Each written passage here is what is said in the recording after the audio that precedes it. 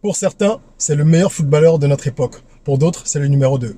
Peu importe, parce qu'en réalité, tout le monde s'accorde à dire que Cristiano Ronaldo est un joueur exceptionnel, un sportif de haut niveau qui fait rêver des millions et des millions de personnes à travers le monde. À moins de 40 ans, ce joueur gagne avec son contrat actuel pas moins de 131 milliards de francs CFA par an. C'est l'équivalent de 250 000 francs CFA par minute, soit 15 millions de francs CFA par heure. Rien que le fait de le dire, ça me donne le tournis. Mais au-delà du footballeur exceptionnel qu'il est, Cristiano Ronaldo est également un homme d'affaires redoutable. Et ça, vous le savez peut-être moins. Nous allons aujourd'hui parler justement de cela. Parce que sa fortune ne provient pas que du football. Sa fortune est estimée aujourd'hui à 500 millions de dollars, donc un demi-milliard, ce qui est colossal. Et près de la moitié de cette fortune provient d'autres activités que celles qu'il mène sur les terrains. On va aujourd'hui voir comment est-ce que Cristiano Ronaldo est parvenu à se constituer une telle fortune, quelle est l'intelligence business qui se cache derrière ce joueur et derrière l'apparence qu'il donne d'être quelqu'un de focalisé uniquement sur le sport, alors qu'en fait, c'est également un cerveau en termes de business. On va voir tout ça ensemble, on en parle tout de suite. Je suis Régis Saizy, entrepreneur multipotentiel, conférencier, formateur et artiste. Je partage avec vous sur cette chaîne du contenu propulsif pour vous aider à rêver, oser et créer. Hello les rocks, j'espère que vous êtes solides. Moi je suis en parfaite forme et je suis plein de gratitude envers l'univers. Si vous êtes là pour la première fois sur cette chaîne, je vous souhaite la bienvenue, welcome on birds. Abonnez-vous, activez la cloche de notification parce que ici nous parlons de sujets qui vont vous aider à accélérer votre croissance personnelle et professionnelle. On parle d'entrepreneuriat, de mindset, d'éducation financière et la vidéo d'aujourd'hui justement, elle va dans ce sens-là parce que nous allons regarder ensemble, analyser un cas qui est un cas intéressant, celui d'un joueur très connu, d'une célébrité, mais on va aller au-delà de l'activité principale qui est la sienne, c'est-à-dire le football, pour comprendre comment est-ce qu'il est parvenu à se bâtir une telle fortune. Et en lisant, en analysant, en comprenant comment les autres parviennent à de telles prouesses, on peut nous-mêmes appliquer certaines règles, certaines méthodes, certains principes de notre vie pour accélérer notre croissance. Donc, active la cloche de notification après t'être abonné et bienvenue encore une fois sur la chaîne des rocks, ceux qui rêvent, qui osent et qui créent. Alors, certains se diront que c'est, oui, assez facile une fois qu'on est connu de gagner beaucoup d'argent, même en dehors de son activité principale, blablabla. Bla, bla, bla. Ce n'est pas aussi simple que ça, parce que nous connaissons de nombreux cas de footballeurs qui ont tout perdu, de sportifs en général, qui ont très bien gagné leur vie, qui ont soit tout perdu à un moment donné, ou en tout cas, qui n'ont pas forcément réalisé les mêmes exploits que ceux que nous allons voir. Donc, ce n'est pas forcément écrit, gravé dans le marbre, qu'une fois que vous êtes une célébrité, que ce soit dans le divertissement, enfin dans l'entertainment pur, ou dans le sport, ou dans d'autres domaines, que votre vie soit complètement dessinée et définie sur le plan financier. Encore que nous ne savons pas ce que l'avenir réserve à chacun. Nous souhaitons le meilleur pour ce joueur, mais pour l'instant, ce qu'on peut dire, c'est qu'il est parvenu à bâtir un empire, véritablement. Et ça a le mérite d'être analysé. C'est pour ça que j'ai voulu parler de ce cas aujourd'hui. On ne va pas évoquer la fortune qui provient du football, parce que ça, elle est connue, hein, tout le monde suit cette actualité-là. On sait, comme je le disais, qu'il gagne à peu près 131 milliards de francs CFA par an avec son contrat actuel à Al Nasser en Arabie Saoudite. Donc, c'est colossal. Mais d'où provient le reste? Parce que ce qu'on touche en tant que footballeur, c'est un salaire pré-taxe. C'est-à-dire, c'est avant impôt. Donc après, il y a les impôts, il y a ce que l'agent va toucher, il y a énormément de cut-off, hein, comme on dit en anglais. Donc il y a beaucoup de personnes physiques qui vont passer par là, ou morales, pour être rémunérées, les intermédiaires. Il y a également l'État qui va prélever des taxes. Ils ont, les joueurs, tous les systèmes possibles pour faire des montages fiscaux. Hein. C'est pour ça que de temps en temps, on entend dire qu'un footballeur ou un sportif de haut niveau a été accusé de fraude fiscale, de dissimulation, blablabla, parce qu'ils essayent de reverser le moins possible. Mais ce qui est sûr, c'est que tout ce qu'ils touchent en tant que salaire ne leur revient pas directement. C'est pour ça qu'il faut comprendre d'où provient alors le reste de la fortune, qui est immense. Il faut regarder hors du terrain pour comprendre cela. Et hors du terrain, Cristiano Ronaldo a une fortune qui est estimée à 250 voire 300 millions de dollars sur les 500 millions qui lui sont attribués, ou en tout cas qui constituent l'évaluation faite par les spécialistes. C'est le troisième athlète sportif de haut niveau au monde à gagner une telle somme. Dans le classement, vous avez d'abord, vous avez Federer, vous avez LeBron James, et il arrive en troisième position de ceux qui arrivent à générer le plus d'argent en dehors du terrain. Le cas de Cristiano Ronaldo est intéressant. On retrouve ici un levier très important, et c'est le premier point à aborder. C'est son image. C'est son image qui lui a permis de se bâtir cet empire en grande partie. Comme vous le savez, hein, Cristiano Ronaldo, on le voit souvent exposer sa musculature parce qu'il a un corps vraiment d'athlète. C'est quelqu'un qui a une rigueur de travail, une certaine éthique qui est clamée par tout le monde, ses coéquipiers, les analystes sportifs. Donc il travaille beaucoup, il s'entraîne énormément, il fait beaucoup de muscu et ça se voit, il expose également. Donc tout ça, ça rentre dans la stratégie d'image. Il a un personal branding qui est très fort, qui va donc mettre en avant le corps. D'accord? Le corps, la rigueur, il a un visage souvent très fermé, solide, peut faire penser parfois à un cyborg. Et tout ça, c'est une image qui est entretenue. Et la gestion de cette image a permis à Cristiano Ronaldo d'être aujourd'hui la célébrité la plus suivie sur les réseaux sociaux. Sur Instagram, tenez-vous bien, 590 millions d'abonnés. C'est le premier à avoir franchi le cap des 500 millions sur la plateforme. Okay, il est à 590 millions, presque 600 millions. Est-ce qu'aujourd'hui, il y en a d'autres qui ont passé le cap, je ne sais pas, des 500 millions? Ben, c'est celui qui a le compte Instagram le plus suivi. Donc, c'est la personnalité la plus suivie sur Instagram. Et de façon générale, sur l'ensemble des réseaux sociaux, il cumule plus d'1 milliard d'abonnés. Je ne sais pas si vous vous rendez compte. Nous sommes moins de 8 milliards sur la planète. D'accord? Et il a plus d'1 milliard d'abonnés. C'est juste colossal, c'est phénoménal. Lorsqu'on a une telle communauté, vous vous demandez pourquoi j'évoque cela, puisqu'on parle de business, on parle de chiffres. Je dis assez souvent sur cette chaîne que la communauté, que ce soit sur les réseaux sociaux ou ailleurs, mais de toute façon aujourd'hui elle se regroupe quand même sur les réseaux sociaux, c'est là qu'on vient fédérer les énergies. La communauté est le levier principal en termes de business. Avec sa communauté de plus de 2 milliards d'abonnés, Cristiano Ronaldo pourrait facturer un post, donc une publication, à 1 milliard de francs CFA, plus 1,6 million de dollars. C'est l'évaluation faite par les spécialistes. Donc si aujourd'hui, un gouvernement, comme on voit le Rwanda par exemple faire appel parfois à des stars, etc. Si un gouvernement pour son nation branding ou une entreprise veut solliciter les services de Cristiano Ronaldo pour qu'il publie sur cette plateforme un message, il pourrait facturer jusqu'à 1,6 million de dollars, c'est-à-dire beaucoup plus qu'1 milliard de francs CFA. C'est énorme. Et quand vous avez ce niveau-là d'exposition, vous avez un pouvoir de négociation qui, avec les marques, est sans pareil. Lorsqu'une marque veut travailler avec vous, vous imposez vos conditions. L'exemple flagrant de ce dont je parle remonte à 2018, où Cristiano Ronaldo avait été annoncé à la Juventus de Turin. Alors, quand l'annonce a été faite et qu'elle a été officielle, que les gens avaient la certitude qu'il viendrait à la Juventus, donc tout était signé, tout a été annoncé. En moins de 24 heures, le club turinois a vendu 520 000 maillots floqués de Cristiano Ronaldo. Vous vous rendez compte? 520 000 tuniques vendues en moins de 24 heures, ce qui a permis de générer 62 millions de dollars. Voilà comment est-ce que les clubs aussi, avec leur stratégie marketing derrière, arrive à rentabiliser la présence d'un joueur. Il y a de nombreux mécanismes, bien sûr, mais en voilà un. Parce qu'un joueur qui, avant d'avoir foulé le sol, dès qu'on annonce officiellement qu'il arrive, vous permet de générer 62 millions en maillot, c'est énorme. Ça, c'est un exemple du pouvoir.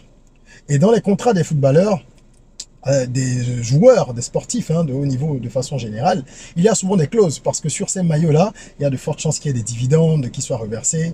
Il y a beaucoup de clauses qui sont au-delà du général, de ce qu'on va nous annoncer, nous, le salaire mensuel, les bonus, blablabla. Il y a d'autres clauses qui parfois sont confidentielles et qui ne sont jamais révélées et qui permettent donc aux sportifs de toucher un peu plus d'argent. Cristiano Ronaldo, avec son image, une fois que je vous ai expliqué comment cette image peut être monétisée, et c'est pareil pour tout le monde, il arrive à signer des contrats publicitaires juteux. Le contrat principal, tout cas le plus gros qu'il ait signé jusqu'à présent, c'est son contrat avec Nike. Alors le contrat qui le lie à Nike est un contrat à vie. Je ne sais pas si vous vous en rendez compte. Il y a LeBron James qui a un contrat similaire. Cristiano Ronaldo aurait signé, d'après les spécialistes, un contrat d'environ 1 milliard de dollars avec Nike. C'est un contrat à vie. 1 milliard de dollars, c'est énorme. On dit bien aurait, parce que ce type de contrat reste confidentiel.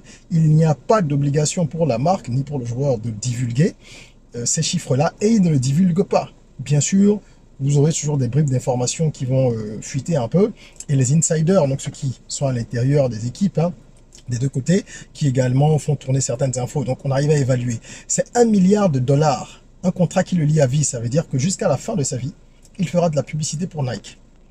Vous estimez que ce montant est peut-être élevé, vous vous demandez peut-être comment est-ce qu'on parle d'une fortune de 500 millions de dollars alors qu'il a signé un contrat de 2 milliards. Bien sûr, le contrat de 2 milliards ne va jamais entraîner le versement du milliard en une fois. D'accord? C'est géré selon un certain nombre de critères, ce qu'on appelle installment. Donc, c'est par tempérament que ça va être versé. Donc, ils ont des clauses, c'est peut-être sur 20 ans, 30 ans, 40 ans, ou alors tous les ans, il y a une somme donnée jusqu'à sa mort. Et après sa mort, s'il y a un solde, ça peut être versé. Bref, plusieurs mécanismes peuvent permettre de mettre ça en place. C'est un contrat colossal. Vous imaginez, ça c'est une assurance vie, quoi. Tu sais à ce moment-là que tous les ans, tu toucheras X millions parce que tu es engagé contractuellement avec telle marque. Donc voilà un contrat publicitaire qui rapporte beaucoup d'argent à Cristiano Ronaldo.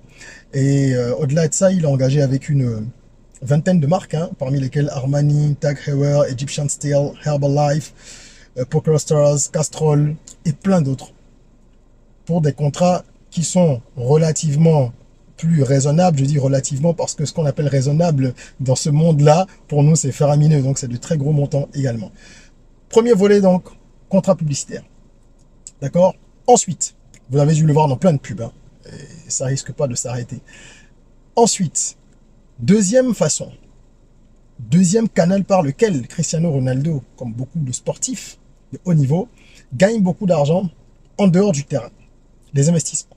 Alors ici, il faut distinguer les investissements qui sont, on va dire, 100% personnels de ceux qui sont réalisés en association. C'est-à-dire que pour certains investissements, les sportifs vont décider de créer eux-mêmes une entreprise ou une marque, et pour d'autres, ils vont s'associer. Cristiano Ronaldo a fait pareil. Il a créé une marque, par exemple, qui est la marque de sous-vêtements CR7. Marque de sous-vêtements. Ce n'était que des sous-vêtements au départ. Ça a évolué. Vous avez dû voir ces images aussi parce qu'elles ont tourné partout sur Internet pendant longtemps.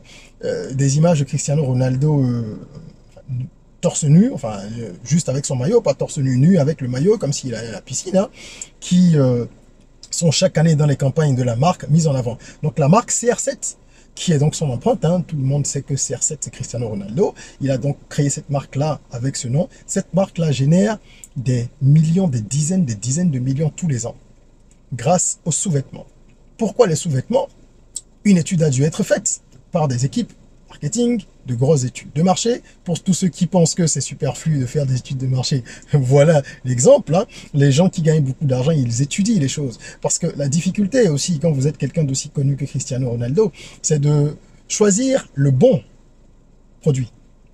Si vous choisissez un produit qui ne correspond pas à votre image, qui ne correspond pas à l'aura que vous renvoyez, évidemment, vous aurez quelques ventes parce que vous êtes célèbre, mais vous n'allez pas exploiter votre plein potentiel.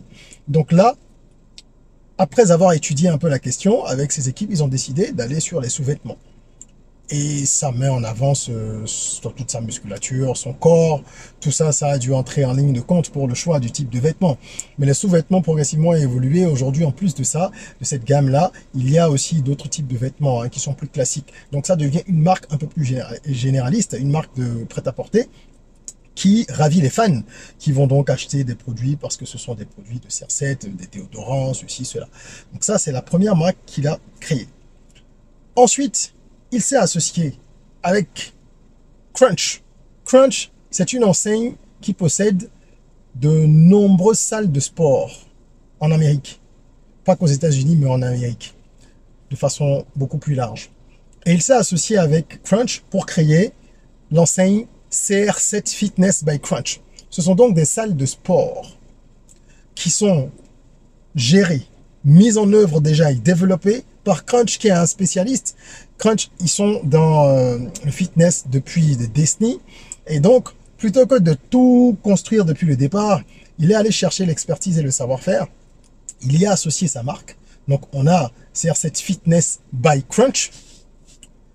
Et il développe donc des salles de gym un peu partout dans le monde, où il y a une philosophie particulière, qui est la philosophie défendue par CR7, venez vous sculpter le corps, sans jugement, blablabla. Bla bla. Si vous allez sur le site, vous verrez, il y a un positionnement très clair, hein, c'est une identité de marque forte. Évidemment, c'est toujours fait avec beaucoup de moyens lorsque ces gens-là se lancent dans un business, et ils font recours à des spécialistes, ils ne sont pas dans du tâtonnement, d'accord?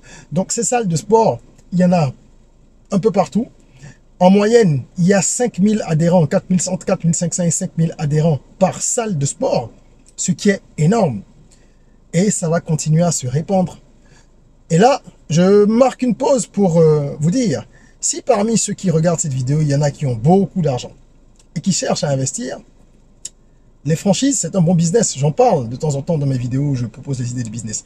Alors, cette enseigne de fitness de Cristiano Ronaldo, elle existe en franchise. Vous avez la possibilité d'être franchisé, c'est-à-dire d'aller soumettre votre dossier, et si vous répondez justement à tous les critères imposés par la marque, vous aurez une licence d'exploitation qui va vous permettre d'ouvrir sur votre marché un centre CR7 Fitness by Crunch. Je suis sûr que ça doit être assez complexe parce qu'ils doivent demander un certain niveau de résultat, mais ce n'est pas impossible sur des gros marchés. Des marchés où il y a des populations très fortes, comme le Nigeria ou l'Afrique du Sud, le Kenya, je pense que ça peut être des business intéressants donc à voir pour ceux qui seraient intéressés. Bref, voilà un autre business de CR7. Il en a un autre qui rapporte beaucoup d'argent. Il a, avec une enseigne hôtelière, créé également, lancé des hôtels qu'il appelle le Pestana CR7. Alors Pestana, c'est un groupe hôtelier qui existait déjà, qui est connu pour un certain standing et une qualité de service particulière. Il s'est associé à Pestana pour créer Pestana CR7 et c'est une chaîne hôtelière à part. Aujourd'hui, ces hôtels sont disponibles dans plusieurs pays, plusieurs villes. Lisbonne et Funchal, bien sûr, au Portugal. Madrid en Espagne. Du côté de New York, on retrouve à Times Square un hôtel également Pestana CR7. Et en Afrique, le Maroc a eu le bonheur d'accueillir un établissement du même nom du côté de Marrakech. Donc ce sont des hôtels 4 étoiles, peut-être qu'il y a d'autres standings ailleurs, mais généralement, de ce que j'ai pu voir, ce sont des hôtels 4 étoiles. Imaginez donc ce que cela rapporte, parce qu'il y a des gens qui vont aller dans ces hôtels simplement parce que ce sont les hôtels estampillés CR7. Il y a de véritables fanatiques, parce que le mec, il est suivi par plus de milliards de personnes sur les réseaux sociaux. Donc voilà comment, avec cette philosophie-là, il arrive, cette façon de faire les affaires, il arrive à grossir son portefeuille. Il s'associe à des enseignes qui ont déjà un certain savoir-faire. C'est ce qu'il a fait également avec Rafael Nadal et Pau Gasol. Pau Gasol qui est un basketteur, Nadal qui est un tennisman. Ils sont tous issus là de la zone méditerranéenne. Et ensemble, ils sont allés développer donc les restaurants Tatel, qui sont des restaurants où la cuisine méditerranéenne est sublimée et est mise à l'honneur. Donc Tatel, c'est un restaurant qui existait déjà. Ok, et qui a été avec ces trois superstars, pas repris, non, mais qui a été propulsé davantage parce qu'ils se sont associés aux fondateurs du restaurant pour en ouvrir un peu partout. Donc je sais qu'il y en a à Beverly Hills et dans d'autres capitales où vraiment les gens viennent mener la grande vie parce que c'est des restaurants pour gros dépensiers. Hein.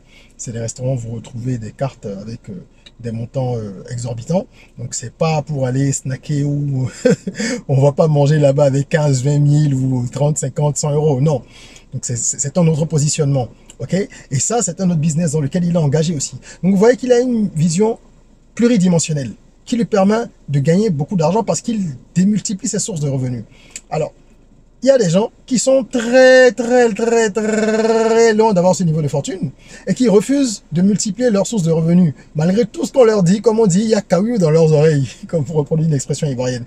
Et donc, vous devriez comprendre que si les personnes les plus nantis continuent à multiplier leurs sources de revenus tout le temps, vous devriez vous-même réfléchir à le faire. Que vous soyez entrepreneur ou salarié, il faut chercher à multiplier vos sources de revenus. Je finirai en vous parlant de cet exemple qui vient compléter la liste, parce qu'on ne va pas évoquer tous les business dont Cristiano Ronaldo est propriétaire ou dans lesquels il est associé.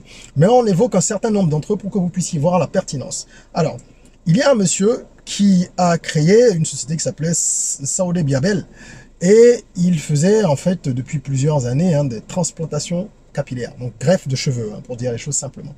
Et sa clinique a connu beaucoup de succès au Portugal.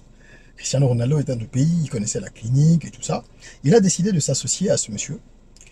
Ils ont créé une nouvelle entité. Donc c'est un genre de joint venture aussi. Seulement que là, ils ont créé une nouvelle entité dans laquelle il est actionnaire Cristiano Ronaldo à plus de 50%. Et il y a plusieurs autres associés. Ok? Transplantation capillaire. Vous devez vous dire quel est le lien. Pourquoi? Eh bien certainement parce que ça marche. Il y a peut-être d'autres raisons, mais ce qui est sûr, c'est que la rentabilité a d'abord joué. Et que le monsieur auquel il s'est associé, en tout cas l'entreprise à laquelle il s'est associé, parce qu'il y avait plusieurs actionnaires, cette entreprise avait déjà réalisé plus de 50 000 opérations, plus de 50 000 greffes de cheveux avec succès. Donc il y a un savoir-faire véritable au niveau de cette clinique, qui fait de la qualité et qui est reconnu pour ça. Donc lui, il voit le filon, il rentre dans le business, il récupère 50% des parts et il nomme sa compagne administratrice. Elle est administratrice donc de cette entreprise dans laquelle son compagnon a des intérêts. Il n'est pas marié, Cristiano Ronaldo. On sait qu'il est avec cette femme, je crois, depuis 6, 7, enfin moins de 10 ans apparemment. Donc ils ne sont pas mariés, mais il y a certainement des liens de confiance forts qui font qu'elle a été nommée là. Mais le contrat doit être bien verrouillé parce qu'il n'y a pas eu de détails justement assez clair sur tout ce qui concerne les finances ou les fonctions que doivent remplir sa compagne. On sait qu'elle est administratrice, mais quel est son niveau de puissance au niveau des décisions? Est-ce qu'elle a des droits de vote au conseil d'administration? Tout ça, ça n'a pas été révélé, c'est resté très secret.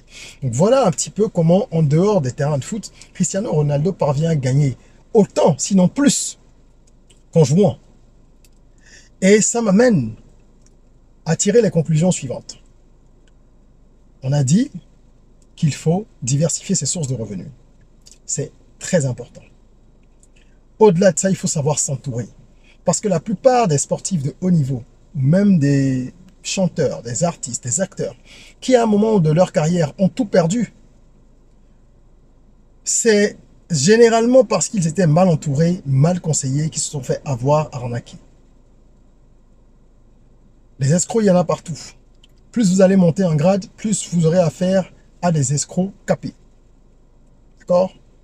Il y en a qui ont toutes les techniques pour vous faire croire en leur crédibilité, même quand ce n'est pas le cas. Donc, il faut qu'on arrête de penser que ce sont simplement les gens simples d'esprit ou ceux qui ne sont pas instruits qui se font avoir. Non, ça peut arriver à tout le monde. Alors, faites en sorte de bien vous entourer. Avoir un entourage sain, c'est ça le cercle tracteur dont je parle souvent ici. C'est un cercle qui, à défaut d'être pleinement vertueux, parce que rien n'est parfait, va être composé de plusieurs personnes qui vont pouvoir vous tirer vers le haut, vous conseiller, vous guider, et faites en sorte d'avoir dans ce cercle-là des gens de nature et de provenance différentes pour que ça puisse temporiser les élans de façon mutuelle. Lorsque certains ont des mauvaises intentions, si votre cercle n'est pas unicolore, vous pourrez peut-être, grâce à d'autres, pouvoir déceler les mauvaises intentions et temporiser les choses. Donc, entourez-vous bien. Et en plus de cela, lorsque vous avez diversifié vos revenus et que vous vous êtes bien entouré, vous devez être visionnaire. Diversifier ses revenus, ce n'est pas uniquement rester dans sa sphère. Sinon, à part sa marque de vêtements et les clubs de fitness, il aurait pu s'en arrêter là, Cristiano Ronaldo. Mais il s'est lancé dans d'autres choses. J'en profite pour répondre à un abonné qui commentait la vidéo que j'ai réalisée récemment sur Youssou N'Dour, en parlant de sa fortune, hein, puisqu'il est l'artiste africain le plus riche, devant tous les Nigériens et tout ce que vous pouvez imaginer. Vous pouvez regarder, trouver la vidéo sur la chaîne. J'expliquais comment il a bâti cette fortune, et un abonné